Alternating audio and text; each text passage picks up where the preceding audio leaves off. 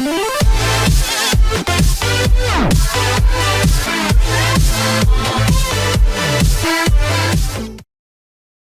gang, this is Deke McClelland. Welcome to Deke's Techniques. This week, we're going to take this guy right here who's never done a thing wrong to me in my life, and we're going to shrink his head in Photoshop. Now, the other day, a friend of mine was talking to me and saying, Deke, why is it every time you open a photograph of a woman on Deke's Techniques, you do something nice to her, and every time you open a photograph of a guy, you do something weird to him? And I guess it's just the way I was raised. It's a little bit old school, but when I see a woman, I open the door for her.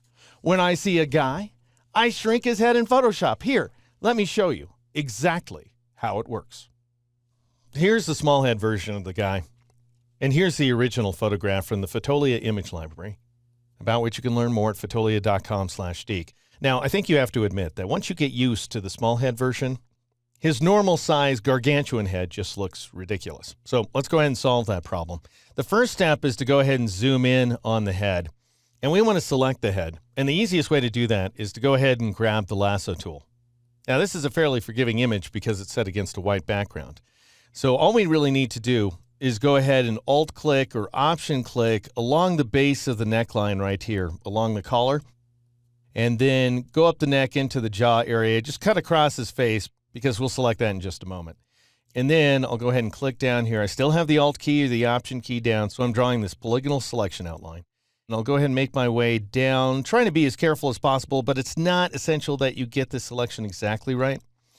All right, having done that, having selected along the bottom of the face as well as the neck, I'm going to scroll upward, and then I'm just going to shift drag around the top of his head like so in order to select the rest of it. And if I feel like I don't have enough margin, then I can shift drag some more up here around the top of the skull. All right, that looks pretty good to me. Now I'll zoom out, and I want to jump this head to a new layer.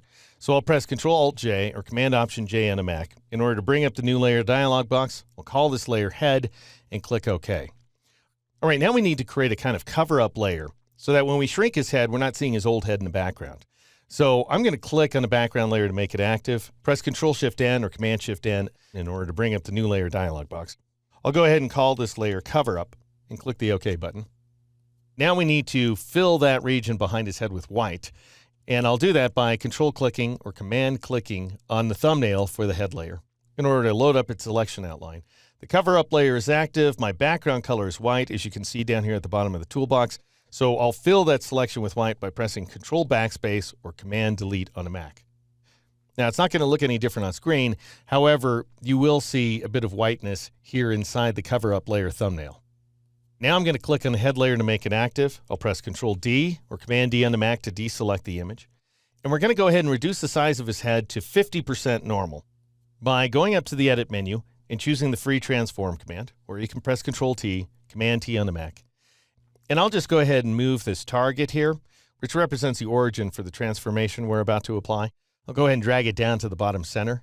And then I'll click on that little chain icon between the W and H values up here in the options bar. I'll click on the W value to make it active, and I'll change that value to 50% and press the Enter key a couple of times or the Return key a couple of times on the Mac in order to reduce the size of the head. Now I need to scoot this head over a little bit, and I did that by pressing Control along with the arrow keys. That would be Command along with the arrow keys on the Mac. And you can see now how valuable it is having this area of white in back of his head.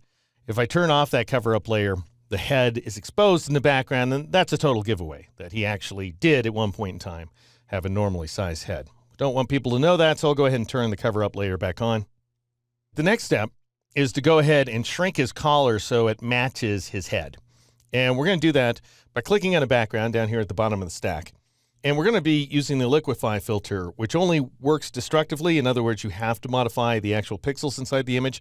So I'm going to go ahead and protect the original pixels by jumping this layer. So I'll press Control-Alt-J or Command-Option-J on a Mac. And I'll call this new layer Shoulders, and then I'll click OK. With that Shoulders layer selected, I'll go up to the Filter menu and choose the Liquify command. And of course, that brings up the big gargantuan Liquify window. Now I'm going to switch over to the Standard Warp tool here at the top of the toolbox. And I'll press the right bracket key a few times in order to increase the size of the brush. Also press Control plus or Command plus a couple of times in order to zoom in on the image. And then it's a matter of dragging the shoulder and the neck inward. Now, the problem is you don't really know how far you need to go unless you can see the little head.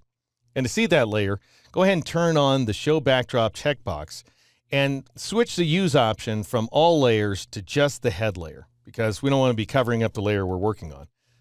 Now I'll reduce the size of the brush a little bit by pressing the left bracket key. Go ahead and drag these elements around a little more like so. Now, one of the most important things, the thing that's going to take you a fair amount of time, by the way, once you get things in better shape than I have, is this pinstripe area. It's pretty darn unforgiving. And notice if I try to drag it back and forth here, it's very possible that I'll create these kinds of deformations that, again, are a giveaway that I've been working inside of the liquify filter. Notice his pinstriping over here on the left-hand side is impetuous. One of the things you can do in order to work out some of those details is you can switch over to the Reconstruct tool, which is the second tool down up there in the upper left corner. And then you can reduce the brush pressure to something like 20% and go ahead and reduce the size of your brush as well. And then just click in spots here and there in order to see if you can make that pinstriping look a little better. As I say, though, that's something you can do after you do a better job on the shoulders. Now, I've done this work in advance, so I'm going to go ahead and click on the Load Mesh button in order to load up a mesh file that I've gone ahead and saved out. It's called collarsquish.msh. Go ahead and open it up and zoom out a little bit, and you can see that we have a pretty good match between his body and his little neck. Now I'll go ahead and click OK in order to apply that effect. And now I'll scroll down just a little bit. All right, obviously that white cover-up layer is covering up too much stuff over here in the shoulders now. So I'm just going to switch to the eraser tool. You could add a layer mask if you want to, but this is just a layer of white, so there's no sense in being that elaborate. And if I right-click inside the image window, you can see that I've got a small brush and the hardness is set to 100%. Now I'm going to zoom in even farther here. Increase the size of my brush just a little bit by pressing the right bracket key. Switch to the cover-up layer, that's very important. And then paint some of this cover-up information away like so. And I'm going to paint down on both sides of his neck. Now I've got a little bit of a weird detail showing there on the right-hand side. So I'm going to switch to the brush tool this time, which I can get by pressing the B key. Again, I've got a hard brush, I believe. I'll go ahead and right-click, and sure enough, I do. So the size, for what it's worth, is set to 40 pixels. The hardness is 100%. Press the Enter key or the Return key on a Mac in order to hide that panel. I want my foreground color to be white, so I can either click on that little double arrow icon, or I can press the X key. And I am actually going to reduce the size of my cursor a little and click right there. And then I'll shift-click right about there so that I can smooth out some of these edges along the top of his lapel. And then finally, notice this little detail here. You may not be able to see it very easily. I'm going to press the A key to switch to the arrow just for a minute. And it's this region right around there that I want to take care of. And I'm going to do that the old-fashioned way by switching over to the smudge tool here inside the toolbox. And then I'll go ahead and click on the shoulders layer to make it active because that's the layer I want to smudge. And I'll just drag over a few pixels in order to smear those details into place. Now let's go ahead and zoom out a little bit. Finally, I decided that I wanted to emphasize his small head here, which is why I added a couple of layers here inside the layers panel, which when turned on, provide the little head with an even smaller bowler hat. And that's how you do a guy a favor and shrink his head here inside Photoshop. In this movie, I'll show you a technique designed for folks whose idea of the dapper gentleman has less to do with shrinking a guy's head and more to do with expanding his head. Now notice that while he has a gargantuan head with respect to his body, the expansion is largely relegated to the jaw and the chin and the forehead. The actual features in the center of the face remain very much as they appear in the original image. And the advantage of this approach is that you're not wrapping the guy's face around a balloon, because that kind of distortion ends up exaggerating the nose and wrapping the eyes on the side of the face and so forth. So let me show you how it works. I'm going to switch to the original image. And this technique hinges on the application of two static filters.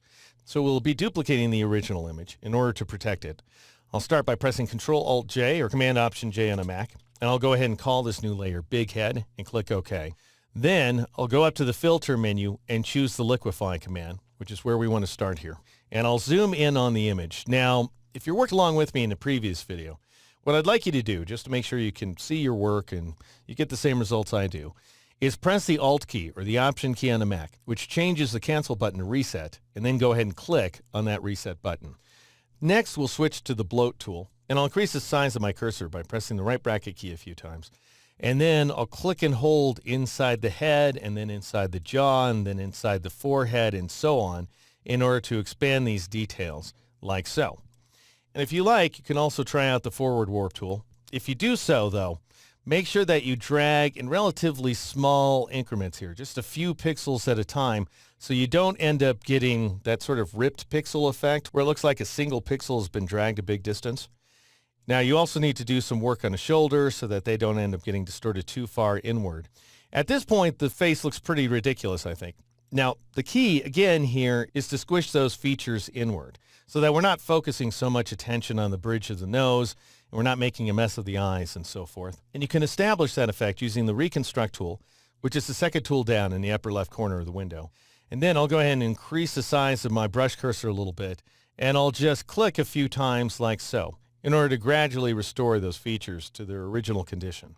All right, so I have gone ahead and saved out the effect as a mesh file, and I'm going to load it by turning on the Advanced Mode checkbox, and then I'll click on the Load Mesh button. And you can see here that I've got this file called bighead.msh. I'll open it up in order to apply the effect that I came up with. All right, now click OK in order to apply the liquify filter to the image layer. Now the next step is to pinch the features just a little more. And I'm going to do that not using the pinch filter, which you may think is the right way to go. The problem is the pinch filter creates a conical distortion, as if you're poking your finger into a balloon. What we want is a more rounded effect, and you can achieve that using Spherize.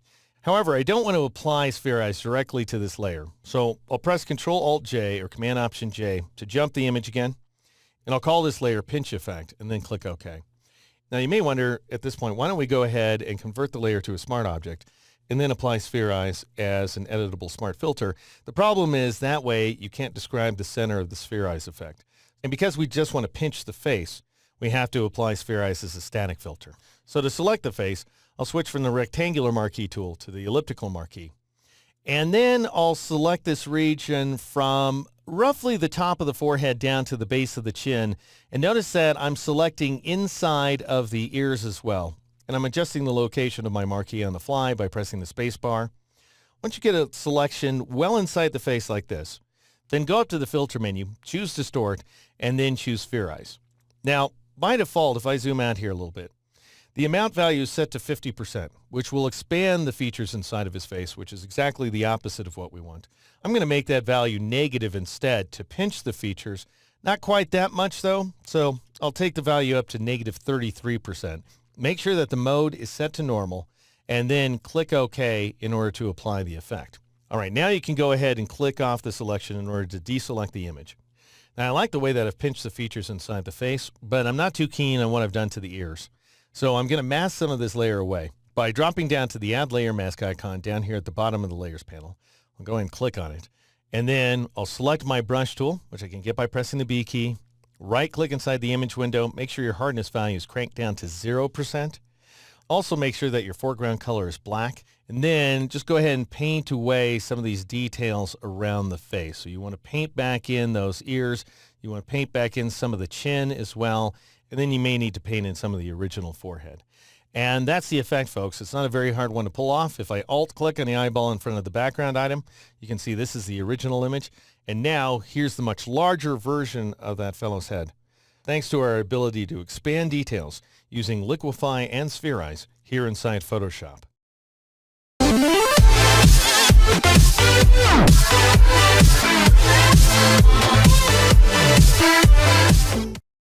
Hey gang, this is Deke McClelland. Welcome to Deke's Techniques. This week, we're going to take some live editable type inside Adobe Illustrator, and we're going to fill it full of a photographic texture, one that you can change out any time you like. Now, the great thing about this trick is we'll be taking advantage of Illustrator's Draw Inside mode, which means that you're going to have Illustrator CS5 or CS6 in order to make this technique work. And then we're going to add a stroke and a drop shadow, all kinds of good stuff. Here, let me show you exactly how it works. All right, so here I am inside Illustrator, looking at the final version of the effect. We're going to start here. And what we have is two blocks of point text. So we've got the big text in one text block, and little text is another text object. I'm going to start things by selecting the big text with the black arrow tool here. Then what you want to do is drop down to the bottom of the toolbox, and the second to last icon, if you're looking at a single column toolbox, you want to click on that second to last icon and choose this option called Draw Inside from the pop-up menu. I'm working in a 2-column toolbox because my screen's so darn short. So I can see each one of these drawing modes represented by an icon. I'll just go ahead and click on Draw Inside in order to make that option active. And you'll notice that you're now working in the Draw Inside mode because you'll see these dashed lines around each of the 4 corners of the object. All right, next you go up to the File menu and choose the Place command and locate the photographic image that you want to work with. In my case, it's this guy right here, stormclouds.jpg. And it comes to us from the Fotolia image library, about which you can learn more at fotolia.com/deek. I'll go ahead and click on the Place button, and that places the image inside of that type. Pretty much 99% of the work is done. And the beauty of this is that you can move the image anywhere you like. For example, if I press Shift Up arrow, you can see that I'm raising the image inside the type. So the type remains in place, the image moves.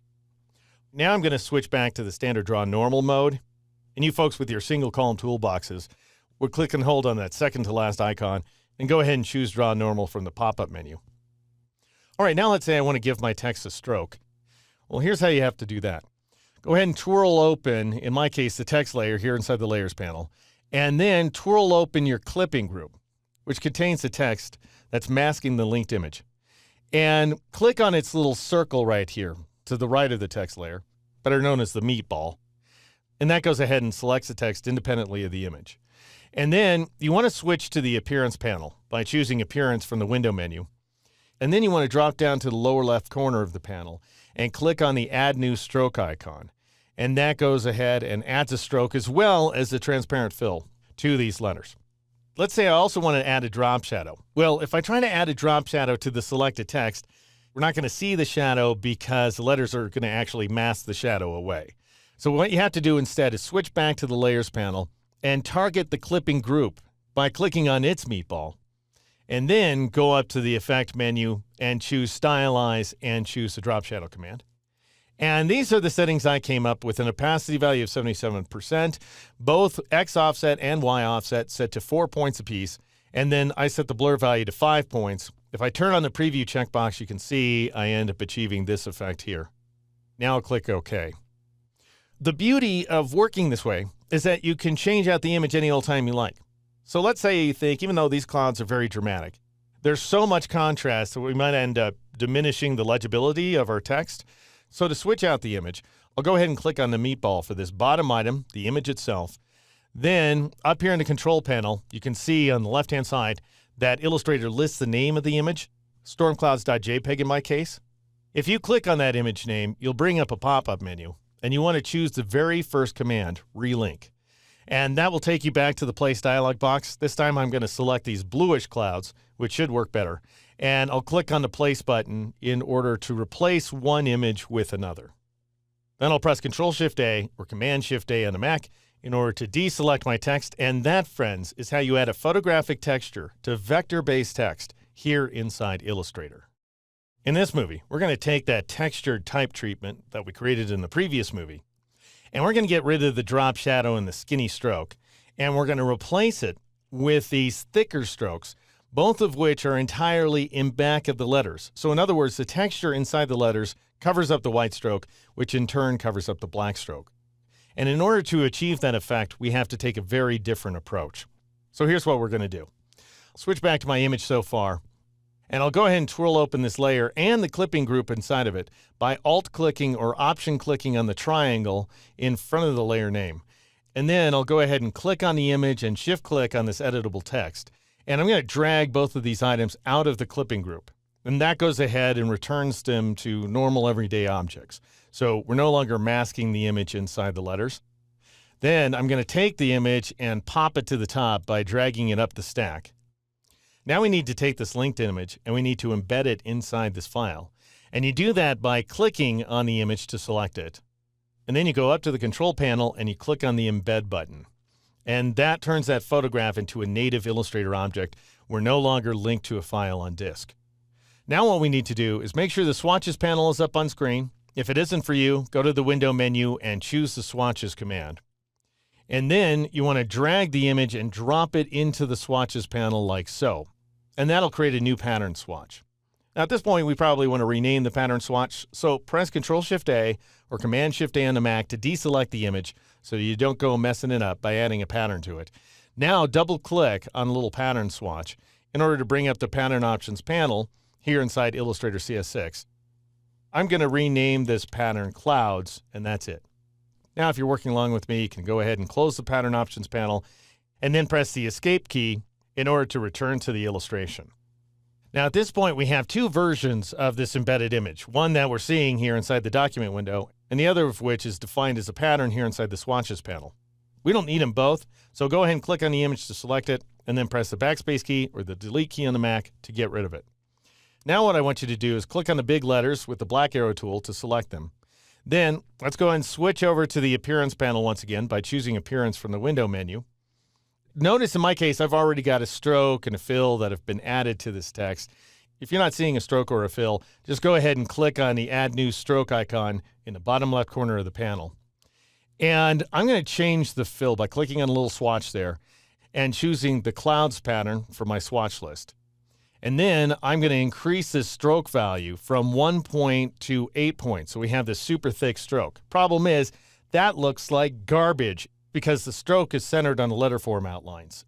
And that means we're encroaching into the characters, which is never a good idea. What you should be able to do is click on the word stroke and just switch the alignment option to outside.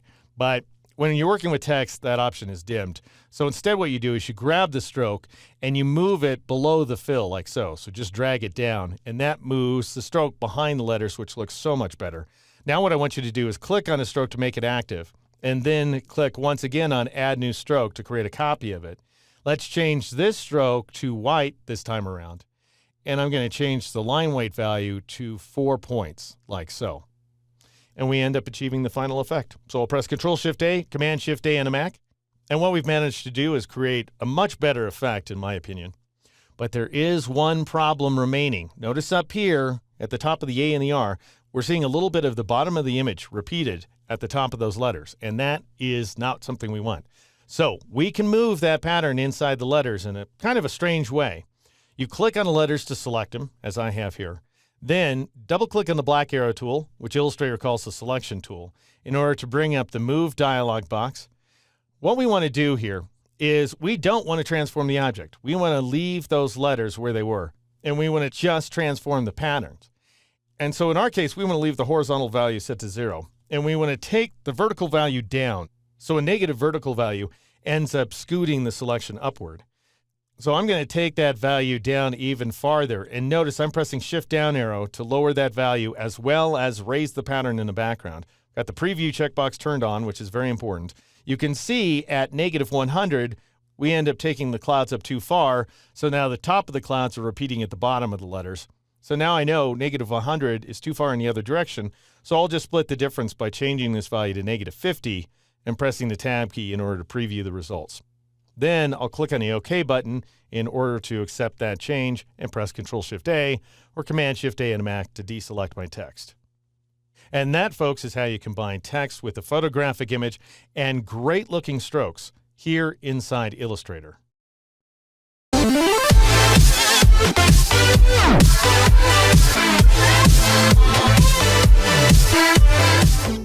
Hey gang, this is Deke McClelland. Welcome to Deke's Techniques. This week, I'm going to show you how to do the impossible. For example, you know how it's impossible to flap your arms in order to make yourself fly? Well, it's equally impossible to take a photographic image that you've imported into Adobe Illustrator and give it a border. And yet, that's exactly what we'll be doing in this movie. All right, here's my implausible document open up inside Illustrator. I'm going to start things off by selecting the image, which I'll do by clicking on it with the black arrow tool. This is an image that I prepped inside Photoshop and placed into Illustrator. And now I'm going to press Control-H or Command-H on the Mac to hide those selection edges so we can better see what we're doing. Now to assign a stroke, you need to bring up the Appearance panel. So go up to the Window menu and choose the Appearance command. And then inside the Appearance panel, you won't see any attributes. In other words, there's no fill or stroke by default, so you need to create some by dropping down to the Add New Stroke icon in the bottom left corner of the panel and clicking on it. And notice that immediately gives us a 1-point black stroke, which we're not seeing at all. Let's go ahead and thicken things up by changing the line weight value to 4 points. For all the good it does us, of course, we still can't see it. And the reason is that insofar as Illustrator is concerned, there's nothing here to stroke. Illustrator is the rare application that throws images inside of a document loose. There's no frame around the image, in other words. You have to create a frame manually, and you can do so using a dynamic effect. So make sure the word stroke is selected here in the Appearance panel. That's very important. And then go up to the Effect menu, choose Convert to Shape, and choose Rectangle. And that seems like it might convert the shape to a rectangle, but it really goes ahead and converts the stroke to a rectangle around the image.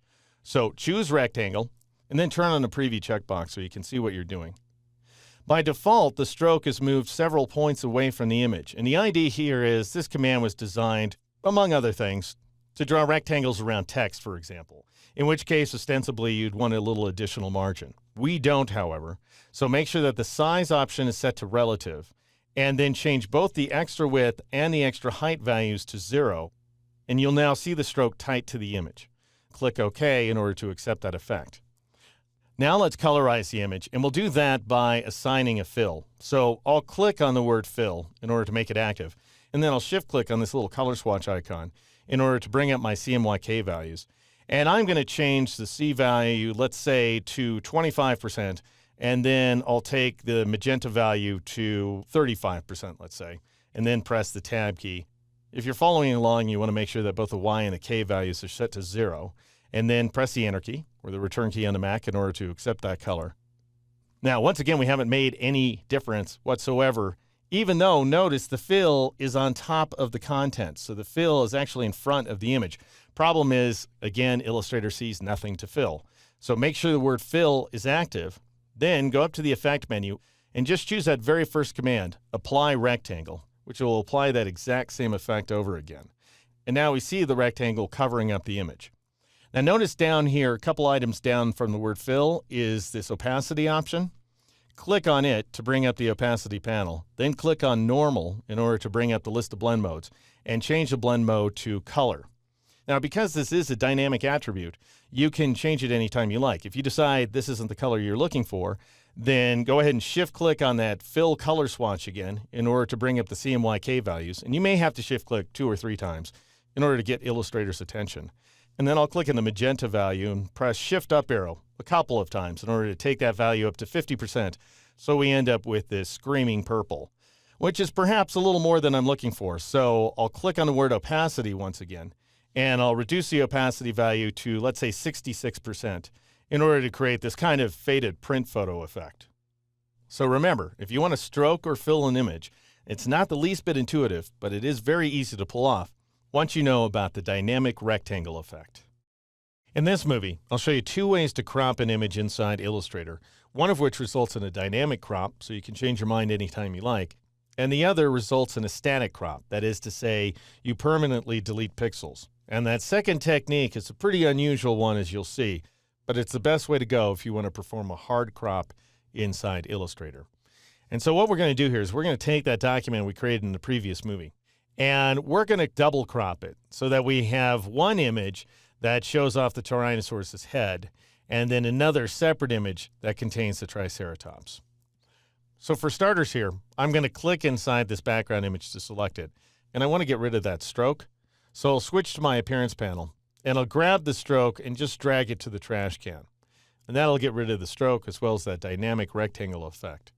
Next, I'm going to draw a couple of crop boundaries using my rectangle tool. Bearing in mind, of course, that there is no crop tool inside of Illustrator. That's why we're using these clever workarounds here. And I'll drag from right about there down into the O in the word dinosaur. And then I'll go ahead and copy this rectangle by grabbing my black arrow tool. I'll drag the rectangle down while pressing the Shift key and the Alt key. That would be Shift and Option on the Mac. And that way, I'm creating a rectangle directly below the first one, and I'm also duplicating that rectangle at the same time. All right, now I'm going to switch to the wide arrow tool by pressing the A key, and I'll press Control-Shift-A or Command-Shift-A on the Mac to deselect the rectangle, and then click along the bottom of the rectangle, the bottom edge, to select it, and then I'll press Shift-Down arrow a couple of times to extend that rectangle past the bottom of the image. Now, the first technique is to use a clipping mask. But if you want multiple shapes to clip an image, for example, then you need to first combine those shapes into a compound path. So I'm going to press the V key in order to switch back to the black arrow tool. And I'll shift click on the top rectangle to select it. And then I'll go up to the object menu, I'll choose compound path, and I'll choose make in order to combine those two independent rectangles into a single path. And you can see that's the way things are here inside the layers panel. If I go ahead and twirl open this layer, you'll see now that this compound path contains both the rectangles and they're fused together. All right, we want these compound paths directly in front of the image like so, just so we don't end up bumping the image up the stack. And then I'll shift click on the image to select it as well. And I'll go up to the object menu, choose clipping mask this time, and then choose make. Notice that goes ahead and crops those two images.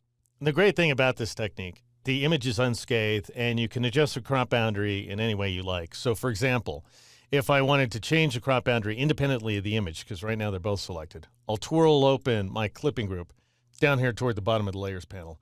And I'll meatball the compound path. That is, I'll click on its circular target to select it independently.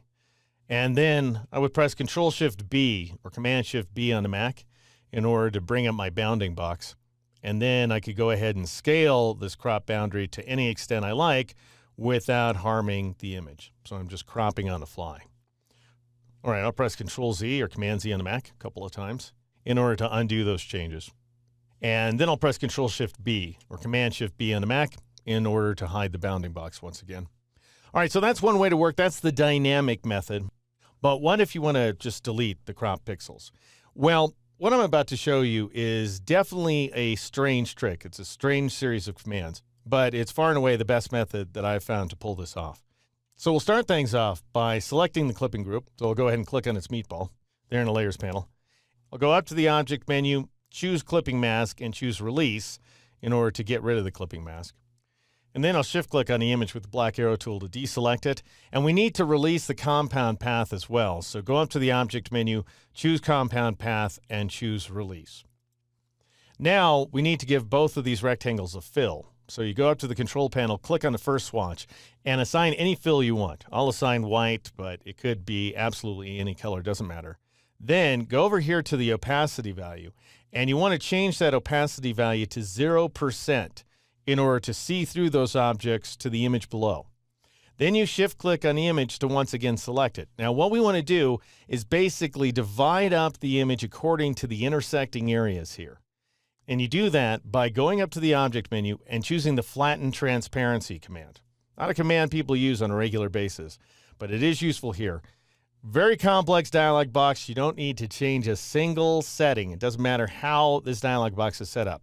You just go ahead and click OK in order to divide the image into pieces. Now you go up to the object menu and you choose the ungroup command. This is not something that I would claim to be an intuitive process, but this is what you do. You choose the ungroup command because that goes ahead and divides up the group so that you can make sense of what's going on here inside the layers panel. And you will see a couple of items that look like what you want to keep. So for example, there's my Triceratops. So I'll shift click on its meatball to deselect it. And then I'll scroll down my list and there's my Tyrannosaurus head. So I'll shift click on its meatball to deselect it. Now everything that remains selected is garbage. So I'll just press the backspace key or the delete key on the Mac to get rid of it. Now we have some fairly unclean images going on. I'm going to twirl open this bottom clipping group by clicking on the little triangle next to it. And I'll scroll down the list. And notice what we have is a clipping mask with a bunch of image fragments inside of it. So if you meatball one of these images, you'll see that it's just a little tiled bit of imagery. So in other words, we've got a bunch of disparate images sitting next to each other, which is probably not something you want. It's not necessarily a deal breaker. It might not hurt anything. The document might print just fine. However, what if you want to fuse all these image bits together? Well, the first thing you want to do is note the resolution value, the PPI value, up here in the control panel. It's 279 in my case. Then you want to click on the outline of the image with the black arrow tool to select the entire thing. And go to the object menu and choose the rasterize command. This is a full color image, so we want the color model to be CMYK. And you want to go ahead and change your resolution from high to other, and then dial in that resolution value, which in my case is 279 PPI. The other options don't matter, so just go ahead and click OK at this point, and notice you have fused all those image fragments into a single embedded image. Let's do the same for this guy. So I'll go ahead and meatball this clipping group, which is the Triceratops down at the bottom. And I'll go up to the object menu and choose rasterize. It's very important that you rasterize each of these images independently, by the way. Go ahead and choose rasterize. You should see the exact same settings you applied before. So you can just click the OK button in order to fuse all the tiles into yet another single image. And there you have it, folks. Two different ways to crop images inside of Illustrator, one of which is dynamic and fairly straightforward, the other of which is static, crops away the pixels permanently. Really doesn't make a lick of sense, but that is the best way to work.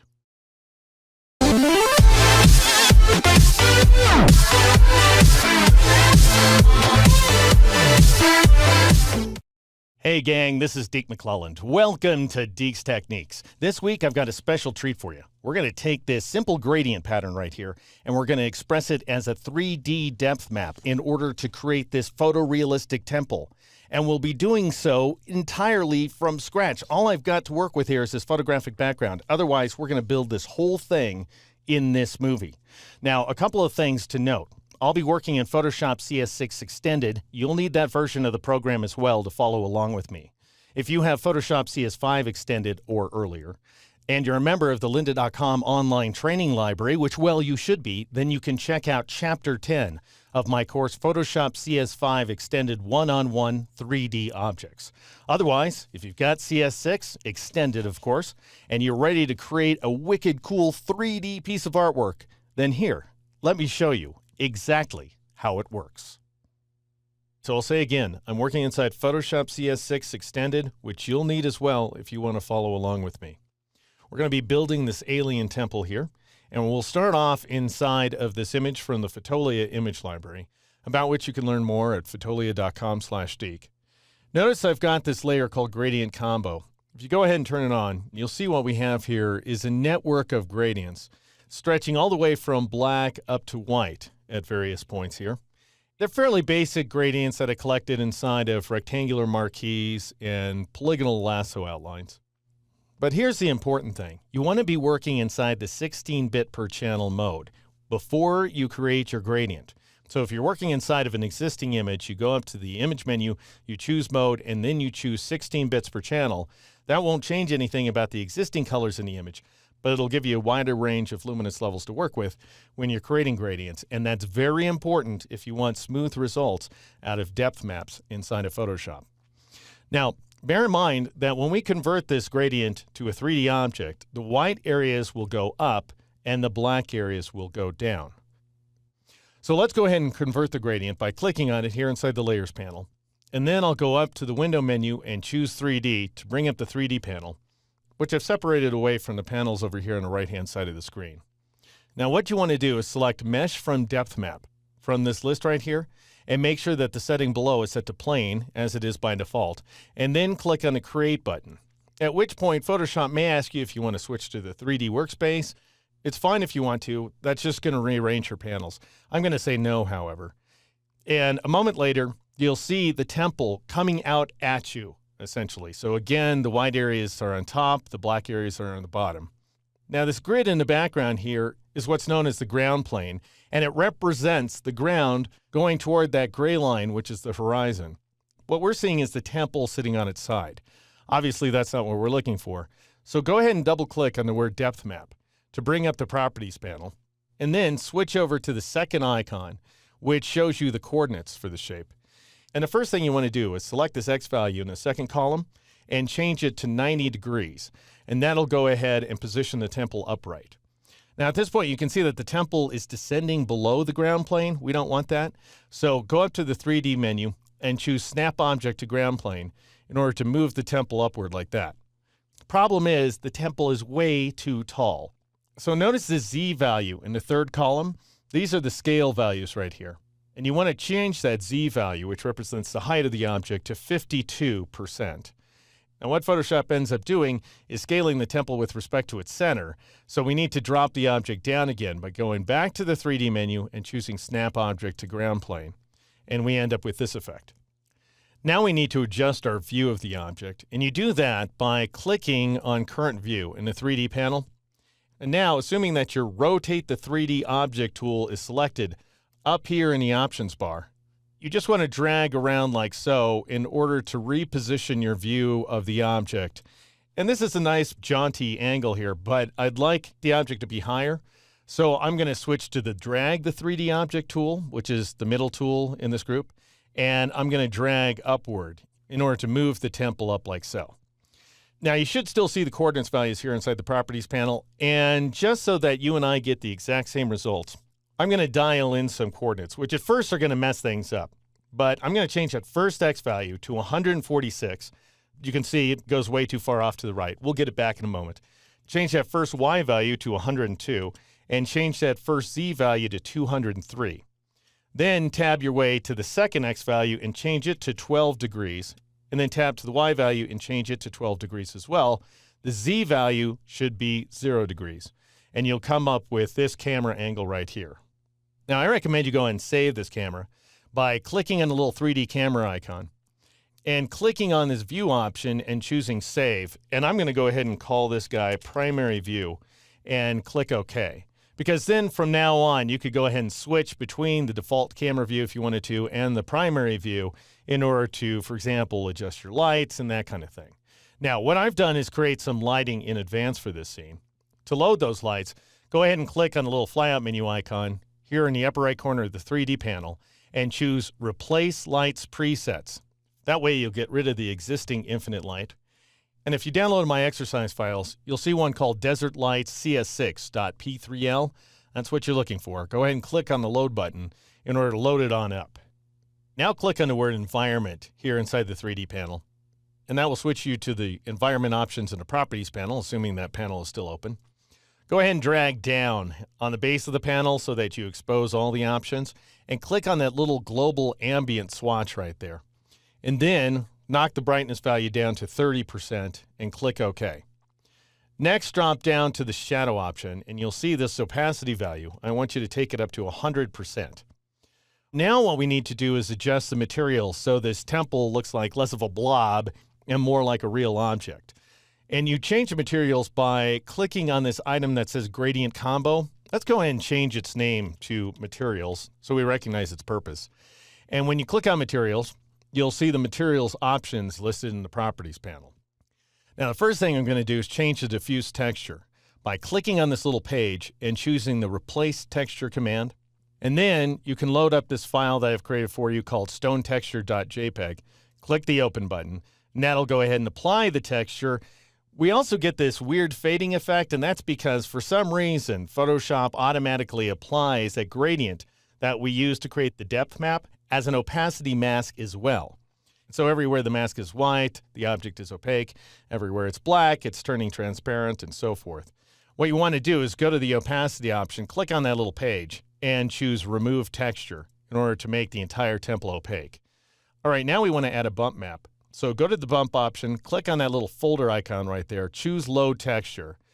You'll find a file called brickwork.jpg. Click on the Open button in order to open it on up.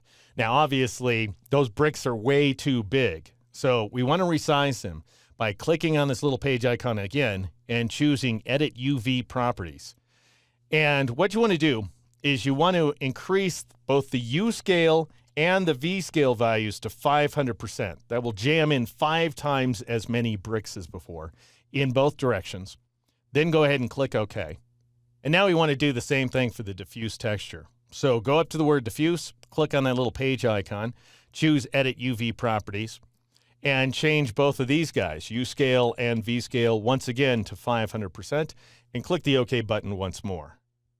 Now, in order to get rid of the ground plane and get a better view of your image, press the M key to switch to the rectangular marquee tool. If you ever want to come back to the 3D tools, you just switch back to the Move tool, or you can press the V key. And now we want to render the scene, and you can do that by clicking on this little render button at the bottom of the Properties panel. And that will run the ray trace. Now, this is not a fast process in Photoshop. It's better than it was before, but it's still pretty sluggish. It's going to take you a minute or so for your entire scene to render. So we're going to go ahead and speed up the process inside this video. Now that the render is complete, I'll go ahead and close the Properties panel. I'm going to close the 3D panel as well because we don't need it anymore. And I wanted this temple to look like it was interacting better with the sand. So I've added a mask, which you can get to in the channels panel. And it's this guy right there. It's called Sand Mask. So you can see it's fairly basic mask. I just went ahead and painted some blobs here and there in order to move the sand inward and outward. I'll go ahead and load up that mask by pressing the Control key or the Command key on the Mac and clicking on its thumbnail. And then I'll switch back to the RGB image. I'll switch to the Layers panel as well. Make sure that this Gradient Combo layer is selected. That's not what it should be called. It should be called Temple at this point. And then drop down to the Add Layer Mask icon and click on it. And that'll go ahead and create that interaction. And then finally, I've got this little layer called Visitor, which contains this guy that I subtracted from a different photo, went ahead and gave him a shadow as well, and set him, as you can see here, to the multiply blend mode. And that's how you create and employ depth masks to create architectural elements out of whole cloth here inside Photoshop CS6 Extended. In this movie, I'll show you how to create this cool subwoofer from the future as a 3D object using a depth map. But here's the special thing about this technique. We'll actually be drawing the contours of these curves that define the subwoofer using a curves adjustment layer that directly translates to the shape of the object. So I'm going to switch over to my base image here. Now we're going to start by building the object inside of a new document for the simple reason that we need to be working inside of a square, and this image is rectangular. So I'll go up to the File menu, and I'll choose the New command. And this image should be 900 pixels wide. It's very important that you're working in pixels. By 900 pixels tall. The resolution value doesn't matter at all. However, we want to change the color mode from RGB to grayscale. This is very important. And also very important is that you're working in 16-bit per channel mode. If you create an 8-bit per channel image, you're going to get lumpy results. The background content should be set to transparent. And then go ahead and click the OK button in order to create that image. I'm going to rename this layer Gradient because it's going to contain a radial gradient in just a moment. But before I draw the gradient, I want to give this layer a vector mask. And the reason we're going with a vector mask is I want some very sharp results, as sharp as I can get them, around the feet here at the base of the subwoofer. And we're not going to get that if we use a layer mask. So drop down to the Add Layer Mask icon at the bottom of the panel, and instead of clicking on it, press the Control key or the Command key on the Mac and click on it, and that'll give you a vector mask. Now click on that vector mask thumbnail to select it. And then drop down to the Shape Tool flyout menu and select the Ellipse tool, because we're going to be drawing a circle to contain the depth map gradient. Now we want to create the circle from the center outward, so we need to create some center guides. And the easiest way to do that is to go to the View menu and choose the New Guide command, and then change the position value to 450 px for pixels, 450 being half of 900. And by default, the orientation will be set to horizontal. That's just fine. Click OK. Then go back up to the View menu, choose that exact same command again. This time, enter another position value of 450 px, and this time switch the orientation to vertical, and then click OK. Now I want you to go up to the options bar and change that first setting from shape to path, and then go over to this icon right here, the first icon, which is Path Operations. Click on it and choose Combine Shapes. And that way we'll create a path outline inside of this vector mask. And then I want you to click right there at the intersection of those two guidelines. To bring up the Create Ellipse dialog box, change both values to 1200 pixels, and then turn on the From Center checkbox and click OK, and you'll create a big ellipse like so. Now go ahead and switch over to the Gradient tool, because what we're going to do is draw a base gradient. It's going to be a radial gradient. So go up to the options bar and click on the radial gradient icon. And then click on this down pointing arrowhead next to the gradient bar. Make sure that your gradient is set to foreground and background. Most likely, your foreground and background colors are going to be black and white respectively. Assuming they are, go ahead and press the X key in order to swap them. So white's the foreground color and black's the background color. And just so we get the smoothest results possible, turn off the Dither checkbox. Then go ahead and draw from the intersection of those two guides to the outer edge of the circle. And I'm pressing the Shift key in order to constrain the angle of my drag to exactly diagonal. That's not absolutely necessary, but can be helpful. And you'll end up getting this radial gradient right here. Now let's convert the gradient to a depth map. And you do that by going up to the Window menu and choosing 3D to bring up the 3D panel. Again, we're working in Photoshop CS6 Extended. Go ahead and select this option, Mesh from Depth Map, and make sure that the next setting down is set to Plane, and then click on the Create button. If Photoshop asks you if you want to switch to the 3D workspace, that's entirely up to you. I'm going to say no. And you'll end up with this sort of pointy looking thing coming at you here. Now we're going to move this object into the background image.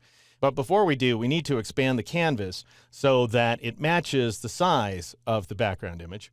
And you do that by going up to the image menu and choosing the canvas size command. Then inside of this dialog box, go up to the window menu if you're working along with me, and choose fadingfloor.psd, which is the name of that background image. And Photoshop will automatically expand the image size. And the real size here, I'll switch to pixels, is 1300 pixels wide by 900 pixels tall.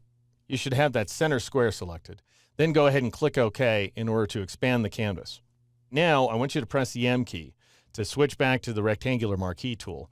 Right-click anywhere inside the layer and choose the Duplicate Layer command. And then go ahead and switch the document to fadingfloor.psd, and I'll go ahead and call this new layer Subwoofer, and then click OK.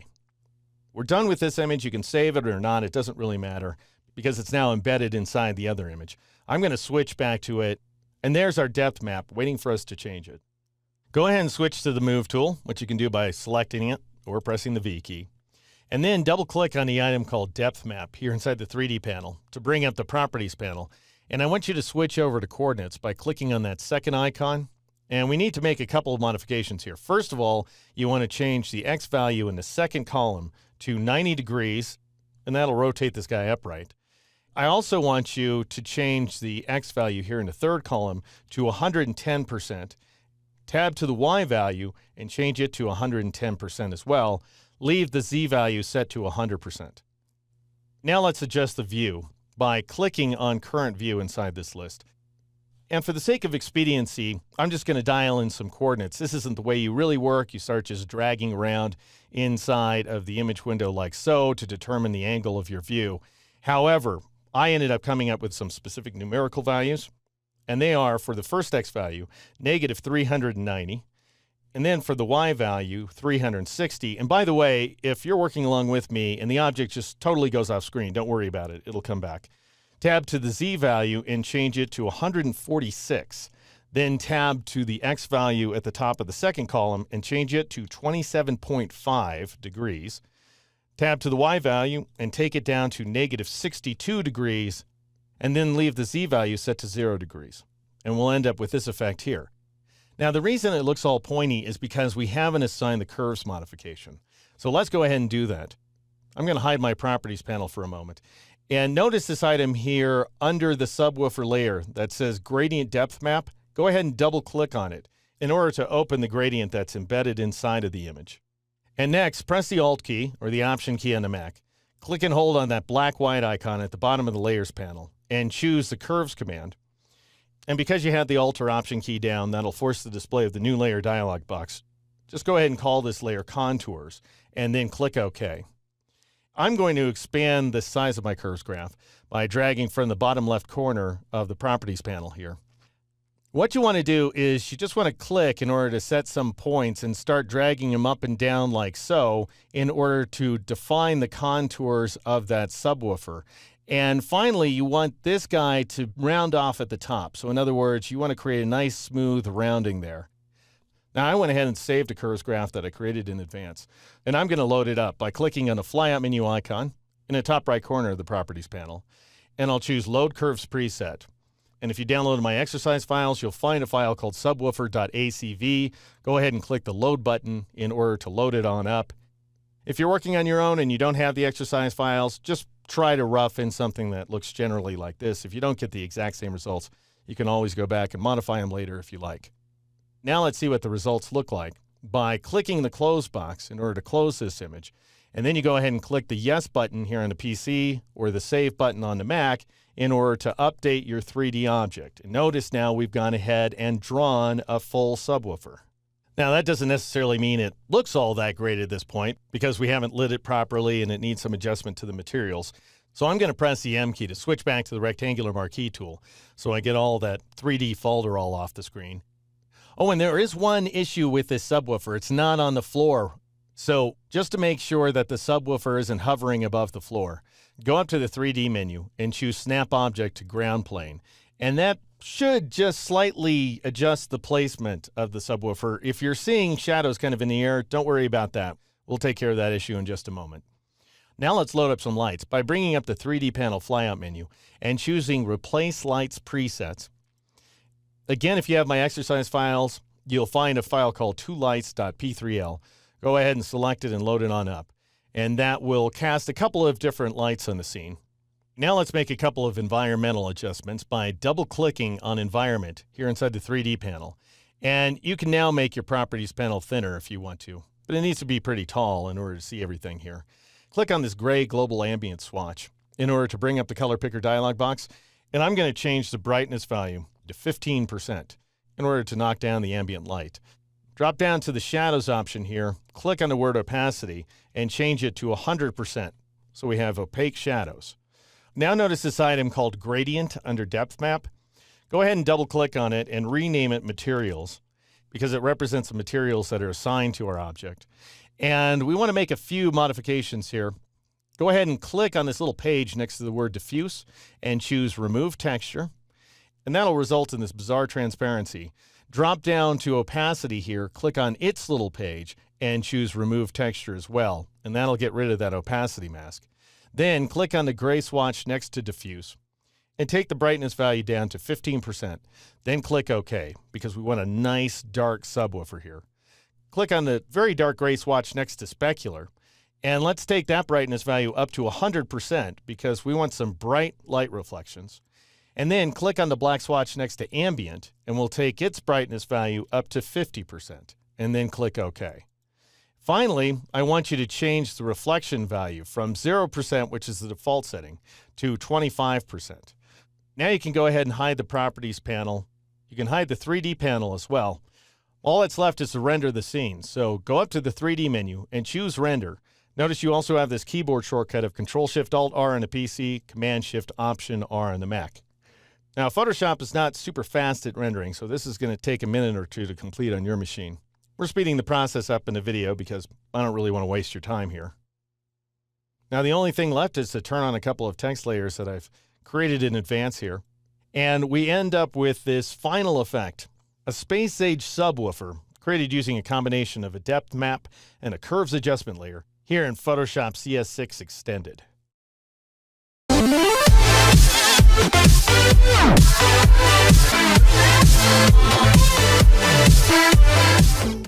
Hey gang, this is Deke McClelland. Welcome to Deke's Techniques, and happy 4th of July, a day early, which is a big deal for us Americans because it's the day we declared independence from France. At least that's what I was taught. But let's not quibble. I'm here to celebrate by showing you how to create a patriotic superhero shield in Illustrator. We'll start by building up these base shapes, a 5-pointed star along with 4 circles, and then we'll add some highlights using this thing called the Flare tool that most people don't even know exists inside Illustrator. And then we'll go ahead and integrate the entire thing to create this highly reflective, vector-based superhero shield. Here, let me show you exactly how it works. All right, here's that final version of the shield open inside Illustrator. I'm going to turn the shield layer off. Notice that I'm working on an empty layer called New Drawing. In the background, we have a rectangle filled with a gradient. The layer is locked, so we can't mess it up. Now, first thing I'd like you to do if you're working along with me is confirm that you have Smart Guides turned on. By going up to the View menu and choosing the Smart Guides command, you also have a keyboard shortcut of Control-U or Command-U on the Mac. And that'll help us get a sense for the size of this star, at least in CS6. Then go to the Shape Tool flyout menu and select the Star tool. Now start drawing any old place inside of your document. I'm using the space bar to change the position of my star. Now, by default, you'll see a 5-pointed star. If you see more or fewer points, you can press the up or down arrow key in order to change the number of points. But we do want 5 points, and you also want to go ahead and press the Shift and Alt keys. That would be the Shift and Option keys on the Mac to constrain the sides in alignment with each other and to make the star upright, just like a classic American star. If you see your width and height values there, we're looking for a width value of approximately 180 points. And I have 179.66, which is just fine. And by the way, if your star is sized a little differently, that's not going to hurt things. Next, I'll go up to the Control panel, and I'll click on that second swatch there, which represents a stroke, and I'll switch it to None, because we don't want a stroke for these shapes. All right, now what I'd like you to do is go ahead and switch back to your black arrow tool, which you can get by pressing the V key. Drag your star to more or less the center of the illustration here. And if you're not seeing the bounding box, go up to the View menu and choose Show Bounding Box to turn it on. Now we're going to need to draw a series of concentric circles to represent the shield, and they need to be exactly aligned with the outside perimeter of the star here. And that means centering all the shapes, so we need to know exactly where the center of this star is. And Illustrator is not that great at showing you the center of a star. Let me show you what I mean. I'll go up to the Window menu and choose the Attributes command. That brings up this tiny little Attributes panel. Go ahead and click on that double arrow in order to expand it, and turn on this option, Show Center. And notice that you get a center point, but it's not located at the center of the star. Instead, it's located at the center of the bounding box that contains the star. And the center of that bounding box and the center of that star are not the same thing. So we're going to have to create our own custom center point by selecting Don't Show Center here in the Attributes panel. Go ahead and close the panel as well. Go up to the View menu and choose Hide Bounding Box to get rid of that bounding box. Now, in order to find the center of the star, we have to destroy it. So you'll do well to create a copy before you move forward here by going up to the Edit menu and choosing the Copy command, or press Control-C or Command-C on the Mac. Now switch to the wide arrow tool, which you can get by pressing the A key. And I want you to press the Shift key and marquee around the 5 anchor points in order to deselect them. That leaves the outer 5 anchor points selected. We don't want them, so go ahead and press the Backspace key or the Delete key on a Mac in order to get rid of them. Now I'll go ahead and zoom in on our remaining points. We want to average these points' locations, and you do that by clicking on the word Align up here in the Control panel. And then make sure that the Align To option is set to Align to Selection. That's very important. And then click on Horizontal Align Center, and then click on Vertical Align Center in order to find the center of that star. Now what we have is 5 anchor points directly on top of each other. That's not what we want. We just need one of them. So twirl open your new drawing layer, and you should see a series of items that Illustrator is calling Path.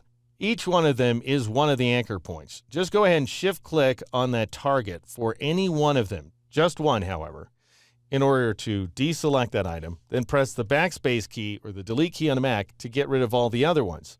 You should still see one point right there remaining. You can't see it, however, when it's deselected in the preview mode. So press Control-Y or Command-Y on the Mac in order to see the point represented as an X. Now, one of those X's is going to be the center of the big gradient rectangle. And if you click on that X, you won't be able to select it because the layer is locked.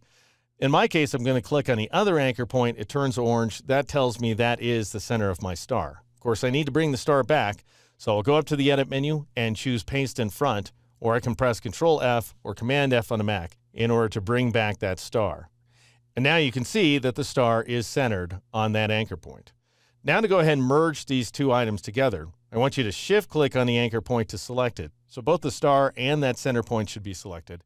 Then go up to the Object menu, choose Compound Path, and choose Make.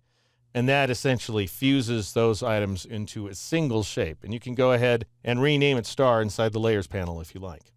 All right, now it's not properly centered inside of the artboard. And even if we were to use Illustrator's automatic centering functions, it wouldn't get it quite right.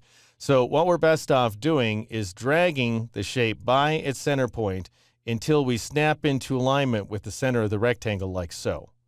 And again, you're going to be able to sense that snap better if you're working with smart guides. All right, I'm going to press Control-Y or Command-Y on a Mac in order to switch back to the preview mode. And I'm going to zoom out a little bit here. I'm also going to switch over to the color panel for a moment. If you don't see your CMYK values, go ahead and expand the panel. You may also have to choose CMYK from the flyout menu. And I'm going to change the K value to 15%, so we have just a little bit of darkness associated with this star. All right, now let's start drawing the circles by switching from the Star tool to the Ellipse tool here in the Shape tool flyout menu. And we'll create the ellipse from the center out by pressing the Alt key or the Option key on the Mac and dragging outward like so. You also want to press the Shift key, and you want to see that you're snapping into alignment with the top of the star. So I have both the Shift and Alt keys down. That would be Shift and Option on the Mac. And you can see that we're going to exactly center and align this circle on the star. Then go ahead and release in order to create the shape. Now let's enter a shade of blue by changing the cyan value to 100. I'm going to change the magenta value to 75. Yellow is fine at 0. and then I'll change the K value, which is black, to 35%. Next, we need to send the shape to the back. So go ahead and right-click inside the shape, choose Arrange, and choose Send to Back. Notice that it has a keyboard shortcut that we'll be using in the future of Control-Shift left bracket. That's Command-Shift left bracket on the Mac. All right, I'm going to press Control-0 or Command-0 on the Mac in order to center my view. Now we need to draw the other circles, and we'll do that by creating the shapes from the center out by Alt-clicking or Option-clicking on that center point. That brings up the ellipse dialog box, and because you have the Alt or Option key down, you're going to be creating the shape from the center outward. These width and height values here represent the size of the last shape you drew. What I want you to do is click at the end of the value and enter +60. And assuming that you're working in points, then Illustrator will go ahead and add 60 points to that width value after you press the Tab key. Then do the same for the height value and press the Tab key there as well and click OK, and you'll create an ellipse that is exactly 60 points larger in both directions. This circle wants to be red, so I'm going to change the cyan value to 0. I'll increase the magenta value to 100%. I'll change the Y value to 100%. A K value of 35 is just fine. Then go ahead and press Control-Shift left bracket or Command-Shift left bracket on the Mac in order to send the shape to the back of the stack. Alt-click at that center point again. We've got 2 more stripes here. In order to bring up the ellipse dialog box, add +60 to each one of these values, taking care to press the Tab key in order to invoke those changes after entering the values. Then click OK to create yet a larger ellipse. Press Control-Shift left bracket or Command-Shift left bracket on a Mac in order to send the shape to the back of the stack. Press the I key to switch to the eyedropper tool and click inside the star in order to load that shade of white. All right, now switch back to the ellipse tool one final time. Alt-click or Option-click on that center point. Press the right arrow key to advance to the end of the value. Enter +60. Do the same for the height value as well. Press the Tab key, click OK. In order to create that shape, press Control-Shift left bracket, Command-Shift left bracket on the Mac to send the shape to the back of the stack. Press the I key for the eyedropper, click in the red stripe, and you have now created all of your base path outlines. Go ahead and press the V key to switch back to the black arrow tool. Now I want to add a little bit of a bevel using a couple of drop shadow effects. So press Control-A or Command-A on the Mac to select all the shapes. Then go up to the Effect menu, choose Stylize, and choose Drop Shadow. And the settings we're looking for are a mode of multiply and opacity of 50%. However, I want the X offset value to be -1, the Y offset value should be 1, the blur value should be 0, a color of black is just fine. You can turn on the preview checkbox to see what you're up to, in which case you should see some dark areas down left of the shapes. Then go ahead and click OK in order to create those shadows. Let's do it again, but this time we'll make highlights by going up to the Effect menu and choosing that very first command, Drop Shadow ... and that will bring back your last applied settings. This time, however, we want the mode to be screen. I want the color, instead of being black, so go ahead and click on that black swatch, to be white, so go ahead and drag to the upper left corner of this field and click OK. And then let's reverse these values. That is, the X offset value should be 1, and the Y offset value should be -1. Then press the Tab key, turn on the preview checkbox. You'll see a little bit of a highlight to the up and the right of each one of the shapes. Then click OK. And finally, click off the paths to deselect them. Click on the rearmost path in order to select it, the largest of the 2 red circles. Then go up to the Effect menu and choose Drop Shadow ... again. This time, Illustrator is going to get kind of mad at you and say, do you really want to apply a new effect, which is what you're going to do, or do you want to change the drop shadows you've already applied? We want to apply yet another effect, so click that Apply New Effect button. And then change the mode to multiply, click in the little color swatch, go ahead and drag down left inside the color field in order to dial in black. And this time we want an X offset value of -2, a Y offset value of 2, and a blur value of 2 as well. Turn on the preview checkbox and you'll see a drop shadow at the back of the shield. Now go ahead and click OK in order to accept that effect, and you can press Control-Shift-A or Command-Shift-A on a Mac in order to deselect your artwork.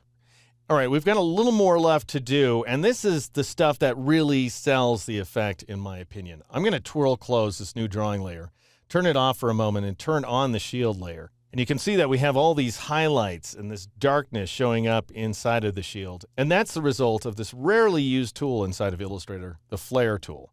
So let me show you how it works. I'll go ahead and turn the shield layer off and turn the new drawing layer back on.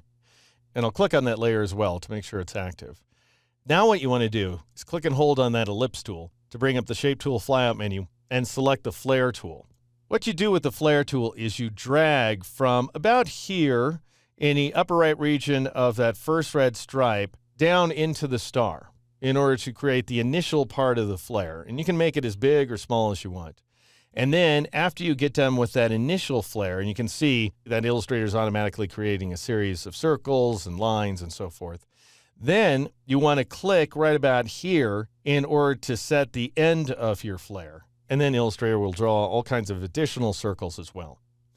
All right, at this point, just because it's going to get pretty gnarly if we don't, press Control-U or Command-U on the Mac in order to turn off your smart guides. And you might want to press Control-H or Command-H on the Mac in order to hide the selection for now. It's still selected, we're just not seeing the edges. Then click on the word opacity on the left side of the control panel and change the blend mode from normal to color dodge in order to create this over-the-top effect, I realize. But we can soften it a little bit, and we're going to blend it better as well. First, for the softening, what you want to do is go up to the Effect menu, choose Blur, and then choose Gaussian Blur. And then inside the Gaussian Blur dialog box, dial in a radius of 3 pixels, and just go ahead and click OK. Now, this is the most time-consuming part of the process. Illustrator has to run some fairly intense computations, but it seems to be done in my case. Now we want to go ahead and clip this flare inside the shield. So twirl open the new drawing layer, go ahead and scroll to the bottommost red circle here, and click on its little target meatball in order to select it. Now we're not seeing the selection edges because they're hidden at the moment. Go up to the Edit menu and choose the Copy command, or press Control-C or Command-C on the Mac. Now, go ahead and scroll back up the stack and meatball that flare, that is, click on that little circular meatball in order to select it, and return to the Edit menu and choose Paste in Front, or press Control-F or Command-F on the Mac. And now we want to combine these two together. So press the Shift key and click on that circle next to the flare again, so both of these objects are selected. And go up to the Object menu, choose Clipping Mask, and choose Make. And you'll end up masking the flare inside of the shield. Now return to the Layers panel. Notice you now have this item called Clip Mask. I want you to twirl it open, and you'll see two items inside of there. One is the clipping mask itself, the circle, and the other is the flare. I want you to click on the meatball, this little guy here, that's what it's called, for this empty circle. And then switch over to the Swatches panel, and you'll see that I've created a swatch for you in advance. It's called Cool Gradient. Go ahead and click on it to select it. What it is a radial gradient going from white all the way over to a very dark shade of blue. And notice this little diamond here. If I expand my gradient panel, you can see that it's set to a location of 75%. That represents the center of the gradient. And what that means is I've stretched out the light portion like crazy there. Now I want you to click on the word opacity up here in the control panel. And I want you to change the blend mode to multiply in order to create that darkening effect. All right, just one more shape that we're going to need to create here. I'm going to collapse the gradient panel as well as lift these panels up here so I have a little more room to work. And I'm going to twirl close this clipping mask, and I'll click on the meatball next to the blue circle in order to select it. Then go up to the Edit menu, choose the Copy command, or press Control-C or Command-C on the Mac. And then meatball this clipping mask item here, and press Control-F or Command-F on the Mac to paste that guy in front. I want to fill it with that same gradient, so go ahead and find Cool Gradient here in the Swatches panel and click on it. And finally, click on the word opacity up in the control panel. Change the opacity value to 50%, and then change the blend mode to multiply in order to achieve this final effect. And if you like, you can go ahead and press Control-H or Command-H on the Mac to bring back your selection edges, and then press Control-Shift-A or Command-Shift-A on the Mac in order to deselect your artwork. And that, friends, is how you create a reflective superhero shield here inside Illustrator.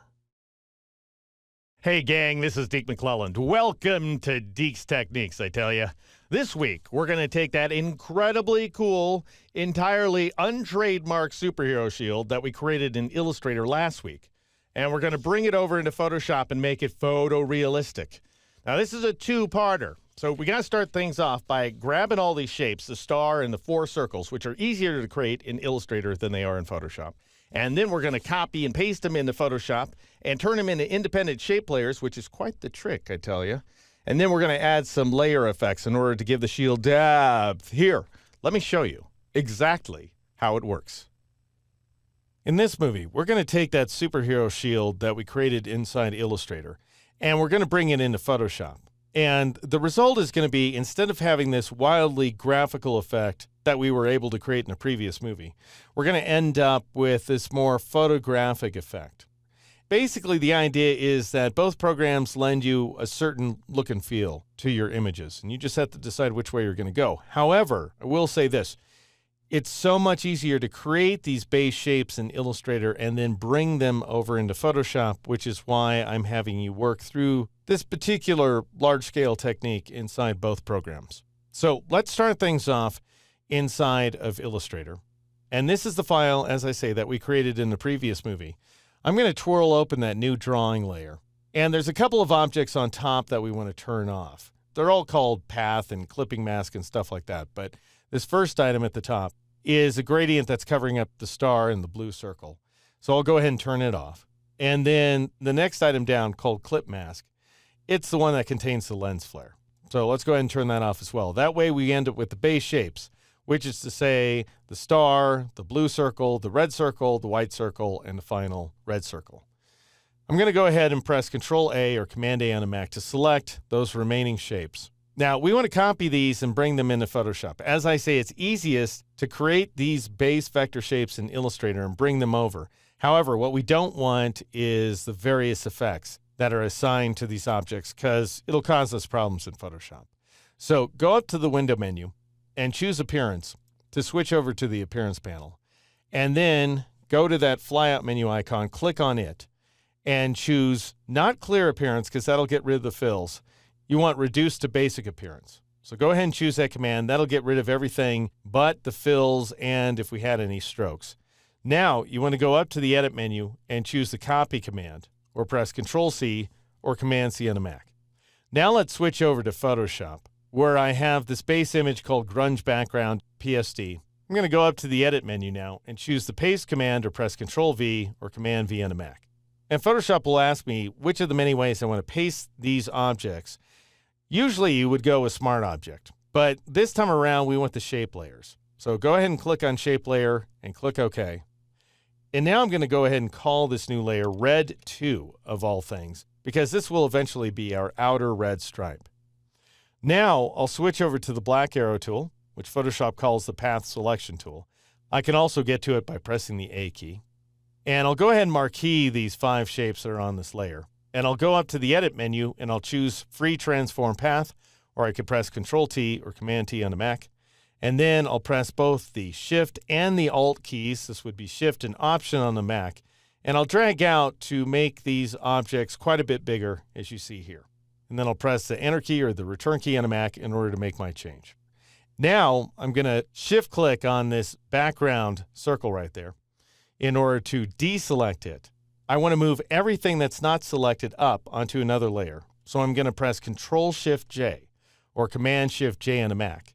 And that will actually lift those paths onto a new layer. Let's go ahead and call this one white, because this will represent the white stripe once we're done.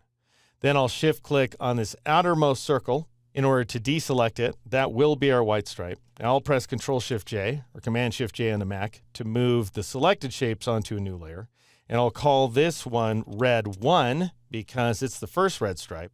Then I'll shift click on that circle in order to deselect it. I'll press Control-Shift-J or Command-Shift-J on the Mac in order to move those guys to a new layer. I'll call this one Blue because this will be our blue circle.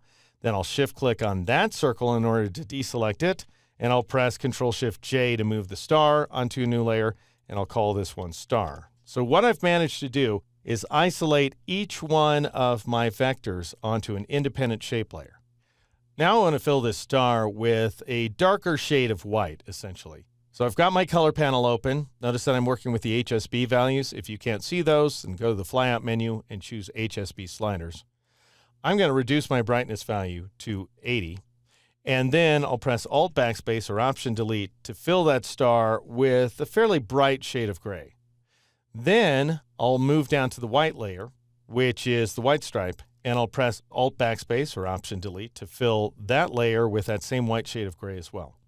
Now I'll switch to the blue layer to make it active, And let's dial in some new values. I want a hue value of 210, saturation value of 100, and a brightness value of 50. And I'll press Alt Backspace or Option Delete to fill that layer with dark blue. Now let's move to red number 1. Choose a different color. It's not that different, actually. We're going to change the hue value to 0 degrees. That's it. Press Alt Backspace or Option Delete to fill that stripe with red, and then move down to red number 2 and fill it with red by pressing Alt Backspace or Option Delete as well. The next step is to apply a few layer effects. So I'm going to scroll up my list, click on Star to make it active, drop down to the FX icon and click on it, and then choose Bevel and Emboss. And the style I'm looking for is Pillow Emboss, as you can see here. A depth value of 100% is fine, direction up is great, technique should be smooth. Size and soften values of 5 and 0 are great. We've got an angle value of 35 degrees, an altitude of 30 degrees. I've got the highlight mode set to screen. It's white, 50% opacity, shadow mode multiply. The opacity is 100%, the color is black. So we've got everything where we need it to be. I'll go ahead and click OK in order to apply that modification. The next thing we want to do is copy this bevel and emboss effect onto the other shape layers. So I'll right-click on Bevel and Emboss here inside the layer panel, and I'll choose Copy Layer Style. Then I'll go ahead and click on the blue layer, scroll down the list, and shift-click on red 2 so that I've selected this entire range. And I'm going to right-click on the layer, and I apologize for this. We're going to get this wacky menu. Your menu will not be this disorganized. I'm just working on a short screen. And I'll choose this command here, Paste Layer Style, which will go ahead and paste that same effect onto all of the shape layers. All right, that lends our shield a certain sense of stacking order, as if we have plates kind of right on top of each other. Now we need to integrate things just a little bit better. Notice here in the background, the shield appears to be kind of carved out of that backdrop. That's not right. So I'm going to scroll down to this red 2 layer and click on it. And we need to modify this bevel and emboss by double-clicking on it. And we're going to change the style from Pillow Emboss, which gives us sort of a denting effect right there. We have a shadow immediately followed by a highlight on the other side. We're going to change that style from Pillow Emboss to Inner Bevel, and that will drop out that highlight in the background. Then I'll click OK to accept that change. Now let's make some additional modifications to some of the other layers here. I'm going to click on the star layer to make it active. And by the way, notice every time you click on one of these shape layers, you end up seeing the outline. And here in Photoshop CS6, you see the anchor points as well. If you want to hide them, just press Control-H or Command-H on the Mac. Now I want to fortify this dark edge, which will come in handy later, the dark edge on the lower left side. And I'm going to do that using an inner shadow. So I'll click on the FX icon and choose Inner Shadow. And then inside this dialog box, I want the angle to go exactly the opposite direction. Notice we have the inner shadow appearing on the top right side. We want it on the bottom left side instead. So I'm going to turn off Use Global Light. But notice that our angle is set to 35 degrees. We want the opposite of that. So I'm going to turn off Use Global Light. Otherwise, I'll mess up everything. And I want to change that value to negative 145 degrees. And in case you're wondering what the logic there is, it's negative 180 degrees plus 35 degrees. So that's exactly the opposite direction. Now I'm going to reduce the opacity value to 50%, and otherwise things are fine. A distance value of 5 is great, choke wants to be 0, and the size value wants to be 5 pixels. Now I'll click OK in order to accept that change. And you can see that just slightly fortifies that lower left side, but it's going to make a difference when we go to add some of the other effects. All right, now I'll go ahead and scroll down to this layer of white right there. And you know what I want to do, I wish I had a little more room. So I'll double click on the color tab here on the color panel at the top of the screen. And then I'll scroll up my list here inside the layers panel. And what I want to do is take that inner shadow I just created for the star layer and duplicate it onto the white layer. And I can do that by pressing the Alt key or the Option key on the Mac and dragging inner shadow down onto white and dropping it like so. Now I want to make a slight modification by double clicking on inner shadow. And I'm going to reduce that opacity value to 25%. And I realize these are some nuanced changes, but they are going to make a big difference in the future. All right, now click OK in order to accept that change. And finally, I want to fortify this lower left edge on the white stripe. And I'm going to do that by adding an effect to the red 1 layer. That is, we're going to create a drop shadow from this red stripe onto the white stripe. So click on red 1 if you're working with me. Then click on FX and choose Drop Shadow from the bottom of the list here in Photoshop CS6. This would be the top of the list in CS5 and earlier. And then I'm going to reduce the opacity value to 50%. Everything else is fine, 505 for distance, spread, and size. The one change I'm going to make is to turn off Use Global Light and change that angle value to negative 145 degrees, and then click OK in order to make that change. And I don't know to what degree this is showing up on screen, but if I zoom in here, and I want you to keep an eye on the lower left edge of this white stripe, here's what it looks like without that drop shadow that's being projected by the red stripe, the inner red stripe. And here's what things look like with that drop shadow. So as I say, we have a kind of strengthened edge going on there. All right, I'll go ahead and zoom out by pressing Control-0 or Command-0 on the Mac. All right, so that's all there is to bringing the Illustrator paths into Photoshop as shape layers and adding a series of layer effects in order to create these beveled edges. In the next movie, I'll show you how to create a more photorealistic effect using a combination of smart filters, adjustment layers, and more.